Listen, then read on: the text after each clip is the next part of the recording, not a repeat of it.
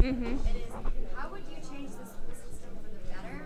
And what problems are you most interested in fixing? Those are really big questions. I'm gonna start with the second one, and I think that will help change the school system for the better. So I think that when you look at the data for our schools, and I know tests aren't everything, but it does matter a lot for how you get to your future life, right? And Durham Public Schools is not performing well as a whole, and that's a problem to me. I think we really need to increase student achievement. I want students to be reading on grade level and doing math on grade level, so when you get to high school graduation, you have options. So you can go to college, you can go to vocational school, you can go to military, you can do whatever you want, but that's really important that you're reading on grade level to make sure you can get there and your options are available. So that's really important to me. I think that takes great teachers, great principals, great staff, resources to get there, and that would be one way I would like to see our district grow for the better.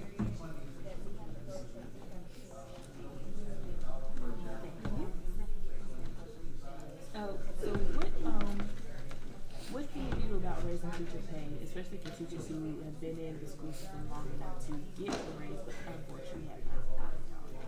Yeah, teacher pay is a really important one. So North Carolina sets a salary schedule for teachers. So the state of North Carolina, your General Assembly, people down in Raleigh create this schedule. And then local districts like Durham can add money on top of that schedule.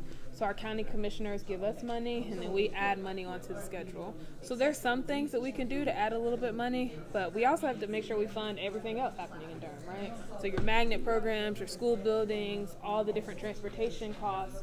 And so for us, we don't have as much flexibility. So what we've done a lot of times is lobby the General Assembly, the people in Raleigh, to say teachers need to be paid more money.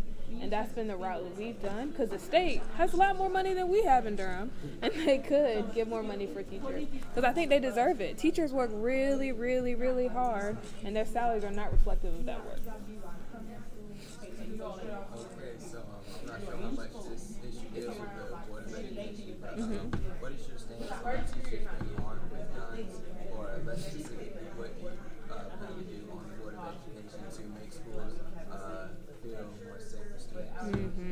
So there's no way in the world I believe teachers should ever have guns in schools. I don't believe we should arm our teachers. Even if North Carolina as a state said that we could do that, I'm pretty sure our board would say no. I would vote against that for adopting something like that in Durham. I think schools are too emotional places, and I don't think throwing a weapon into that is going to add to safety. I think there's reactive measures to school safety and there's proactive measures, and I would like to see us put more energy in those proactive measures, so creating safe classrooms for students, great relationships between students and teachers, more counselors, more social workers, access to services if you need that, to prevent violence from happening at the end. Competing with cookies now, it's hard.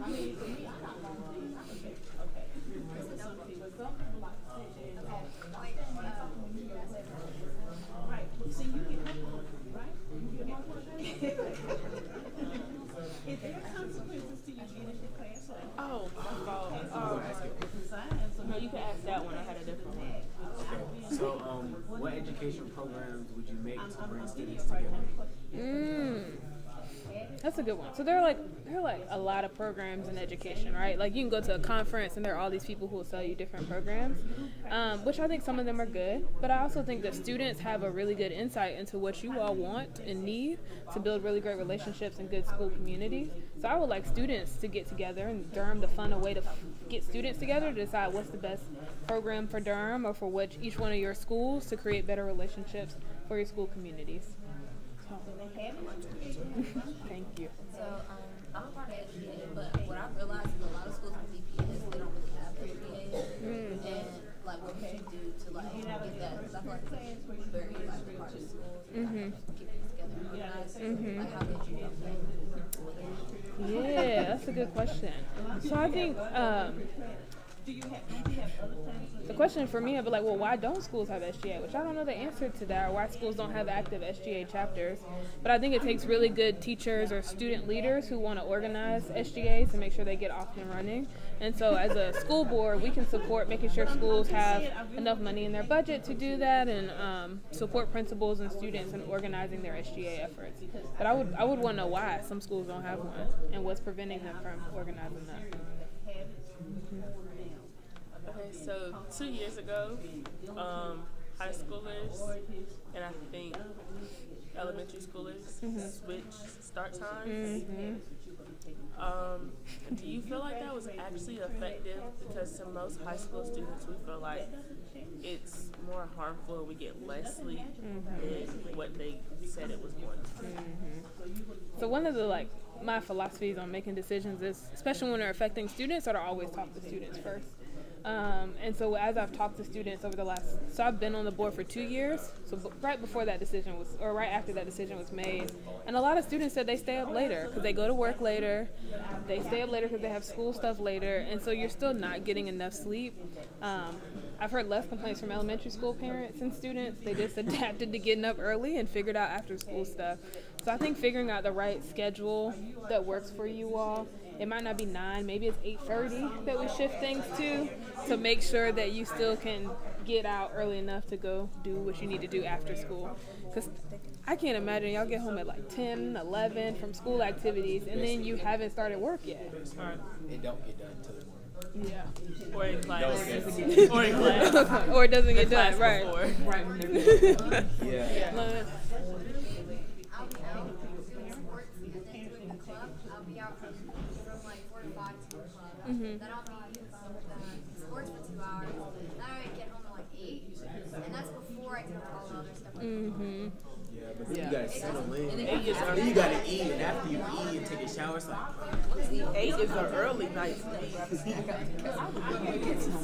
You feel me? I would be elated to get home at 8 o'clock.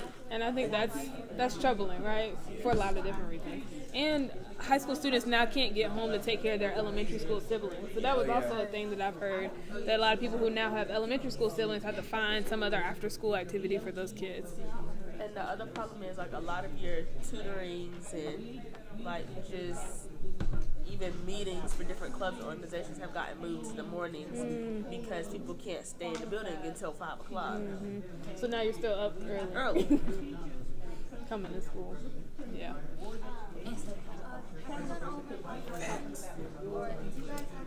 She's got one right there. I have one. So this is the piggyback off of the gun teachers doing that. So to bridge the gap between arguing and SROs and stuff like that, would you recommend activities where we could just have a get together with the what can we do to take a step to bridge that gap? Yeah. There's some people that I've heard talk about their SROs in their schools, and they're like, yeah, he's cool, he's with our school community, he just feels like another teacher. And there's some other places where I've heard that's not the case.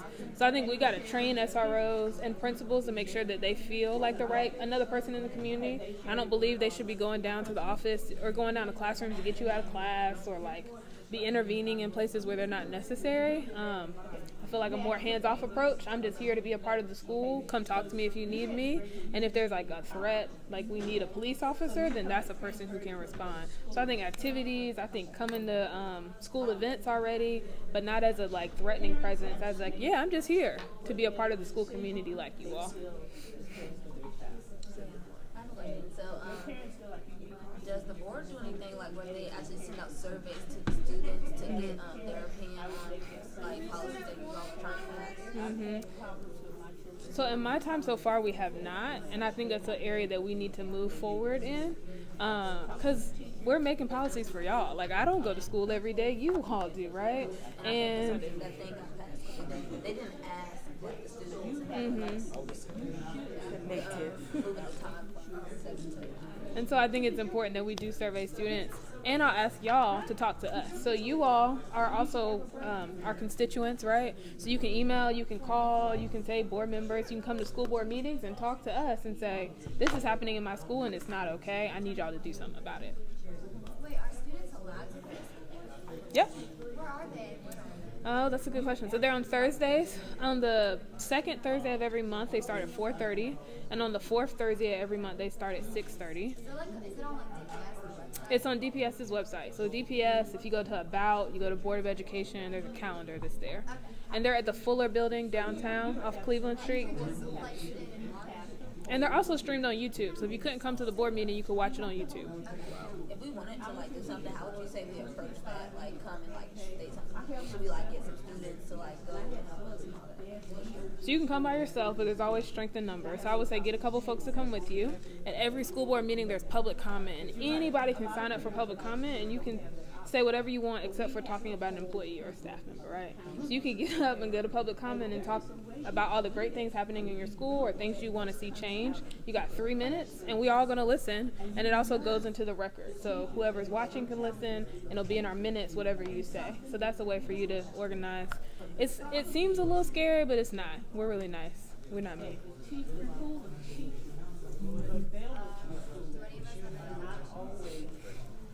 looking at the percentage of students in races in Durham public schools, 46.7% are African American, 30.1% are Hispanic or Latino, and 18.6% are white. But in Durham, you know that there's not a majority race really, so it's kind of even across. So how do you plan to make sure that Durham public schools is not a place where people feel like they're too good to send their kids to? So I think our school, if I talk to parents, the reason why they leave, they say it's like school, they've heard bad things about schools, or they feel like their kid's not going to get the best education there. I don't believe that both of the, I'm sure they heard bad things. I'm sure there are lots of great things happening in our schools. So I think we need to tell a better story about what's happening in Durham public schools. And we got to make sure that our scores, even though tests aren't everything, people look at those, are reflective of the great things that are happening so that people will come back. I don't believe we need to do a campaign to get all these teachers back. I think we just need to be really great, and I think students and teachers will see that, or students and families will see that, and then they'll come back to Durham public schools. I would love to see it more reflective of our school community. One thing I did notice, I go to Riverside High School, and I heard a lot of bad things about it. I know all my rich friends, private schools and stuff like that, they're like, oh, it's a public school, it's drugs, it has problems. And all schools have issues, right? All schools have challenges. It doesn't take away from the fact that there are lots of good things happening. Shed more light on that.